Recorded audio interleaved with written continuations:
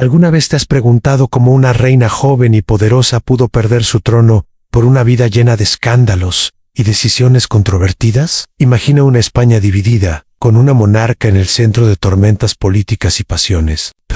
Hoy exploramos la fascinante historia de Isabel II de España, una reina que marcó una era turbulenta. España, en el siglo XIX, era un reino en transición, con Isabel II ascendiendo al trono en 1833, a la tierna edad de 3 años, tras la muerte de su padre. Fernando VII, en su nombre completo, era María Isabel Luisa de Borbón, Guise y Convirgio, en la única reina regente en la historia de la España unificada. Desde el principio, su reinado estuvo marcado por la controversia, ya que su ascenso provocó las guerras carlistas, donde su tío Carlos María Isidro reclamaba el trono bajo la ley sálica, que excluía a las mujeres. Los carlistas, conservadores y tradicionalistas, veían en Isabel una amenaza a sus valores, mientras que los liberales la apoyaban como símbolo de progreso. Pero, ¿fue Isabel una gobernante justa o una tirana? Muchos historiadores señalan que durante su reinado, el pueblo español sufrió opresiones significativas. Bajo la regencia de su madre,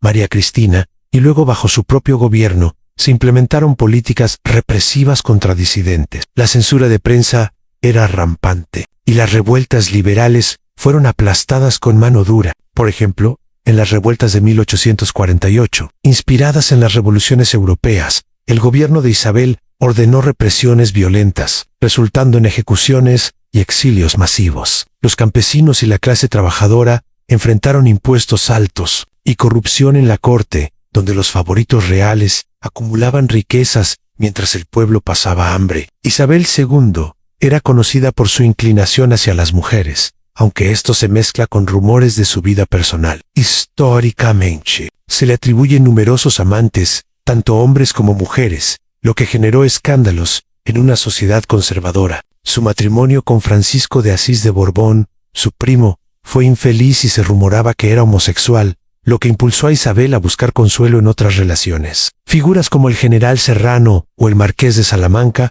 fueron sus favoritos, y se decía que influían en decisiones políticas a cambio de favores personales. Esta atracción hacia las intrigas románticas no solo afectó su reputación, sino que también debilitó su autoridad, ya que el pueblo veía su corte como un nido de corrupción y favoritismo. En cuanto a la expansión de su reinado, al inicio, en 1833, España controlaba un imperio colonial vasto, aunque ya debilitado tras las independencias americanas. Conservaba Cuba, Puerto Rico, Filipinas y territorios en África, como Guinea Ecuatorial, y el Sahara español. Durante su gobierno, Isabel intentó mantener y expandir estas posesiones. En 1859 a 1860, lideró la Guerra de África contra Marruecos, que resultó en la adquisición de Tetuán y expansiones territoriales, aunque efímeras. Sin embargo, hacia el final de su reinado en 1868, el imperio se contrajo. Revueltas en Cuba. Guerra de los 10 años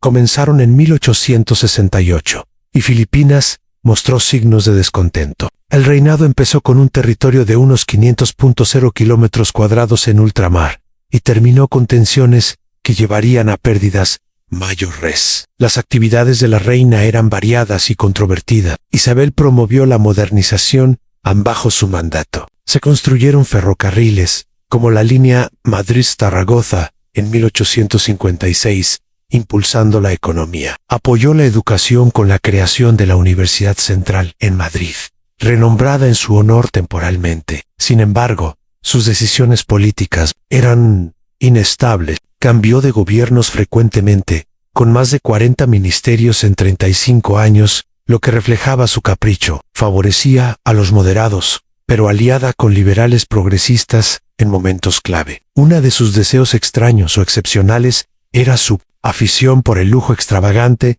y las fiestas opulentas, incluso en tiempos de crisis. Se cuenta que coleccionaba joyas y vestidos importados de París, gastando fortunas mientras el tesoro real se vaciaba. Otro capricho fue su insistencia en interferir en matrimonios reales europeos, como el de su hermana Luisa Fernanda con el duque de Montpensier, para fortalecer alianzas, pero a menudo con motivaciones personales. Los conflictos y desafíos fueron innumerables en las guerras carlistas. 1833 a 1840 y 1846 a 1849 sangraron al país, con miles de muertos. Enfrentó pronunciamientos militares constantes, como el de la Granja en 1836, que forzó cambios constitucionales. La corrupción en su corte, apodada la Camarilla, involucraba sobornos y nepotismo. International Land, alianzas fallidas con Francia e Inglaterra, la aislaron. Sus logros notables incluyen la estabilización económica temporal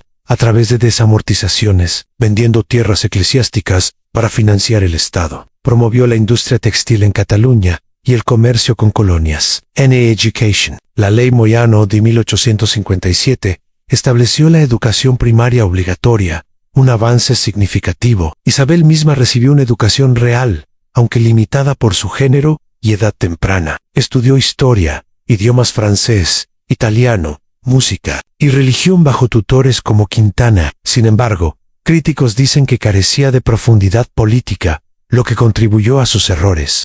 Además, Isabel enfrentó desafíos personales profundos. Su vida familiar era caótica. De sus 12 embarazos, solo 5 hijos sobrevivieron, y se rumoraba que no todos eran de su esposo. Esto alimentó escándalos que minaron su legitimidad. En 1868, la Revolución Gloriosa, liderada por generales como Prim y Serrano, irónicamente, sus ex amantes, la derrocó, forzándola al exilio en París. Allá vivió lujosamente hasta su muerte, en 1904, abdicando en favor de su hijo Alfonso XII. En 1870, otro deseo inusual fue su fascinación por el espiritismo y las ciencias ocultas en sus años posteriores, consultando médiums y astrólogos, lo que contrastaba con su educación católica estricta. En términos de conflictos, la inestabilidad política culminó en la década moderada 1844 a 1854, donde Narváez gobernó con puño de hierro, suprimiendo libertades. Luego,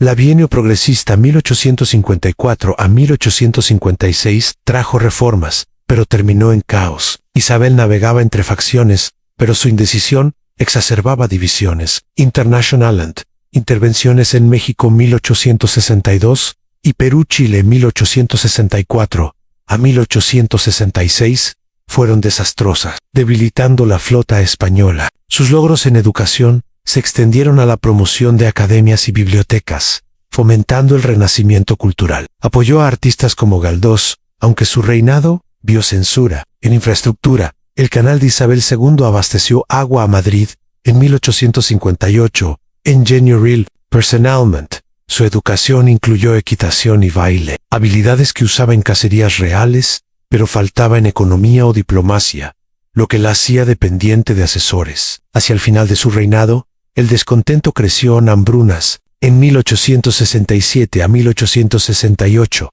escándalos financieros como el de los ferrocarriles, y su vida privada, expuesta en panfletos satíricos. Isabel representaba el fin de una era absolutista, pavimentando inadvertidamente el camino a la democracia. Sus caprichos, como regalar títulos nobiliarios a amantes, alienaron a la nobleza. En resumen, su reinado fue un torbellino de avances y retrocesos, donde el progreso industrial coexistía con represión social. Isabel II dejó un legado mixto, modernizó España, pero su corrupción y escándalos aceleraron su caída. Reflexionemos sobre cómo el poder personal puede moldear naciones enteras.